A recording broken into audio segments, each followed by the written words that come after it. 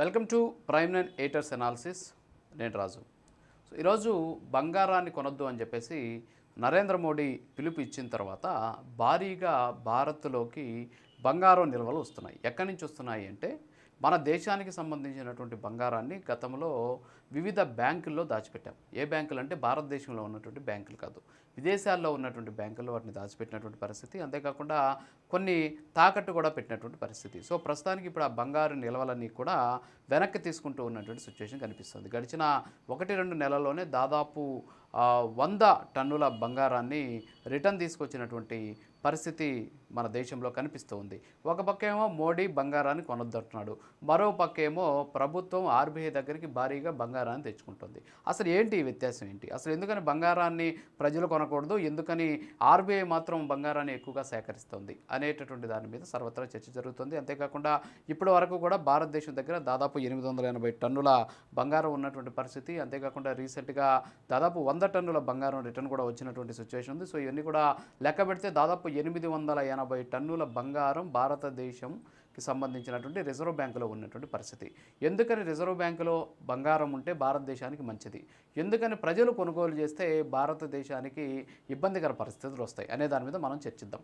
వాస్తవంగా మనం చూస్తే డాలర్ క్షీణించినటువంటి సందర్భంలో అంతర్జాతీయ మార్కెట్లో డాలర్ విలువ పడిపోయినప్పుడు, లేకపోతే ద్రవ్యోల్బణం పెరిగినప్పుడు బంగారానికి సంబంధించినటువంటి విలువ పెరుగుతుందన్నమాట. దీనివల్ల ఫారెక్స్కి సంబంధించినటువంటి నిల్వల విలువ తగ్గకుండా కాపాడేటటువంటి అవకాశాలు ఉన్నాయి. అంతేకాకుండా భారతదేశ విదేశీ మారక నిల్వల్లో అమెరికా డాలర్లు, అలాగే యూరోలు, బాండ్లు, వీటితో పాటు బంగారం ప్రధానంగా ఉన్నటువంటి పరిస్థితి. సో ఇప్పుడు బంగారానికి సంబంధించినటువంటి నిల్వలు ఎక్కువగా కానుంటే ఈరోజు దేశానికి సంబంధించినటువంటి ఆర్థిక పరిపుష్టి ఉండేటటువంటి అవకాశం ఉన్నాయి. అంతేకాకుండా ఎఫ్డిఐ అంటాం, ఫారిన్ డైరెక్ట్ ఇన్వెస్ట్మెంట్స్. సో వీళ్ళు దేశాన్ని నమ్మాలి అంటే, భారతదేశంలో పెట్టుబడులు పెట్టాలంటే ఇక్కడ ఉన్నటువంటి బంగారం అనేది ఒక విశ్వసనీయతకి చిరునామాగా నిలుస్తూ ఉన్నటువంటి పరిస్థితి. కాబట్టి బంగారం ఏ దేశంలో అయితే ఎక్కువగా నిల్వలు ఉంటుందో ఆ దేశానికి ఎఫ్డిఐలు ఎక్కువగా వస్తాయనేటటువంటి వాదన కూడా వ్యక్తమవుతుంది. మరి ఈ నేపథ్యంలోనే 1991లో భారతదేశంలో ఆర్థిక సంక్షోభం ఏర్పడినటువంటి సందర్భంలో దాదాపు 67 టన్నుల బంగారాన్ని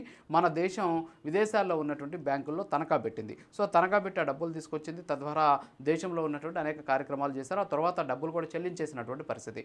అంతేకాకుండా దాదాపు కొన్ని వందల టన్నులు విదేశాల్లో ఉన్నటువంటి బ్యాంకుల్లో కూడా దాచిపెట్టినటువంటి పరిస్థితి. ఎందుకంటే ఇక్కడ ఉన్నటువంటి భద్రత కావచ్చు, అనేక రకాలైనటువంటి అంశాల నేపథ్యంలో. అయితే ఇప్పుడు ఆ బంగారాన్ని తిరిగి తెప్పిస్తోంది. అంటే దగ్గర రీసెంట్గానే దాదాపు 100 టన్నుల బంగారం వచ్చింది. దీంతోపాటు మొత్తం 880 టన్నుల బంగారం భారతదేశంలో ఉంది. దీంతోపాటు ఒక 67% వరకు కూడా ఇప్పుడు ఇంకా బంగారాన్ని తీసుకొచ్చి ఇక్కడ నిల్వ చేస్తూ ఉన్నటువంటి పరిస్థితి కనిపిస్తోంది. సో ఈ నిల్వల వల్ల ఏమవుతుంది అంటే, ఎందుకని తీసుకొస్తున్నారు? సరే విదేశాల్లో ఉంది, బ్యాంకుల్లో పెట్టున్నారు, అదంతా కూడా భారతదేశం బంగారమే. ఎందుకు తీసుకొస్తున్నారు అంటే అక్కడ దాన్ని దాచిపెట్టడానికి అవసరమైనటువంటి సెక్యూరిటీ కాస్ట్ పెరుగుతుంది. ఎట్ ది సేమ్ టైం ప్రస్తుతం పశ్చిమాసియాలో నెలకొన్నటువంటి ఉద్రిక్తత పరిస్థితులు, దేశవ్యాప్తంగా జరుగుతూ ఉన్నటువంటి సంక్షోభం, వీటన్నిటి దృష్ట్యా మన బంగారం మన దగ్గర ఉంటే సేఫ్గా ఉంటుంది, భవిష్యత్తులో వచ్చే సంక్షోభాన్ని అరికట్టవచ్చు అనేటువంటి ఉద్దేశంతో ఈ డెసిషన్ తీసుకున్నటువంటి పరిస్థితి. ఒక పక్కేమో ప్రభుత్వం బంగారాన్ని భారీగా సేకరిస్తుంది, ఉన్నటువంటి బంగారాన్ని తీసుకొచ్చి తన దగ్గర పెట్టుకుంటుంది. ఎట్ ది సేమ్ టైం ప్రజలు బంగారాన్ని కొనొద్దంటుంది. అదేంటది? మరి బంగారానికి ఇంత విలువ ఉన్నప్పుడు భారతదేశంలో ఎంత బంగారం ఉంటే ఎఫ్డిఐలు వస్తాయి కదంటే, ప్రజల దగ్గర ఉండేటటువంటి బంగారం డెడ్ క్యాపిటల్గా మారుతుంది. అదే ప్రభుత్వం దగ్గర ఉన్నటువంటి బంగారం ఆర్థిక పరిపుష్టిని పెంపొందిస్తుంది. ఎందుకు అంటే ఇప్పుడు ఫర్ ఎగ్జాంపుల్ భారతదేశంలో ఉన్నటువంటి ప్రజలు కొంత బంగారాన్ని కొనుగోలు చేస్తారు. కొనుగోలు చేసిన దాన్ని ఆభరణాలుగా తయారు చేసుకుని వాటిని ఏం చేస్తారు? లాకర్లో పెట్టుకుంటారు. అదేమైపోయింది? మనీ ఫ్లో తగ్గిపోయింది, బంగారం డెడ్ క్యాపిటల్గా మారిపోయినటువంటి పరిస్థితి.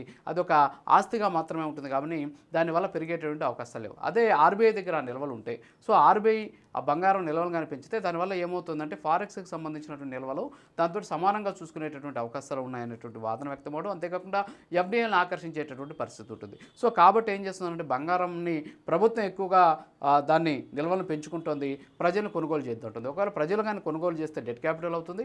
ఎట్ ది సేమ్ టైం ప్రజలు బంగారాన్ని కొనుగోలు చేసేటువంటి సందర్భంలో మన దేశం నుంచి భారీ ఎత్తున విదేశాలకి మన రూపాయి వెళ్ళి అక్కడి నుంచి బంగారాన్ని కొనుగోలు చేయడం వల్ల దాదాపు సంవత్సరానికి 6 నుంచి 8 లక్షల కోట్ల రూపాయల వరకు బంగారాన్ని కొనుగోలు చేస్తున్న పరిస్థితి. సో మన దగ్గర ఉన్నటువంటి నిల్వలు నిల్వలన్నీ కూడా ఆ దేశానికి వెళ్ళిపోతున్నాయి. దీనివల్ల కూడా రూపాయి మారకం విలువ క్షీణిస్తూ ఉన్నటువంటి సిచ్యువేషన్. సో ఏ దేశానికి సంబంధించినటువంటి ఆర్థిక పరిస్థితులు రూపాయి క్షీణించడాన్ని డిసైడ్ చేయవు. కాకపోతే ప్రస్తుతం ఉన్నటువంటి పరిస్థితిలో భయపడాల్సినటువంటి అవసరం లేదు, కానీ జాగ్రత్త చాలా అవసరం అని చెప్పేసి ఆర్థిక నిపుణులు చెబుతూ ఉన్నటువంటి సందర్భంలో ఒక పక్కేమో భారత్ భారీ ఎత్తున బంగారాన్ని తీసుకొచ్చి తన ఖజానాలో పెట్టుకుంటుంది, మరోపక్క ప్రజల్ని కొనుగోలు చేయొద్దంటుంది. సో ఇప్పటికైనా సరే ప్రజలు ఆ విషయంలో చాలా జాగ్రత్తగా ఉండాల్సినటువంటి అవసరం ఉంది. దీంతోపాటు ఇంకా కూడా ఇంగ్లాండ్కి సంబంధించినటువంటి కొన్ని బ్యాంక్స్లో భారతదేశానికి సంబంధించినటువంటి బంగారం ఉంది. సో దాన్ని కూడా తీసుకొచ్చేటటువంటి ప్రయత్నం చేస్తున్నారు.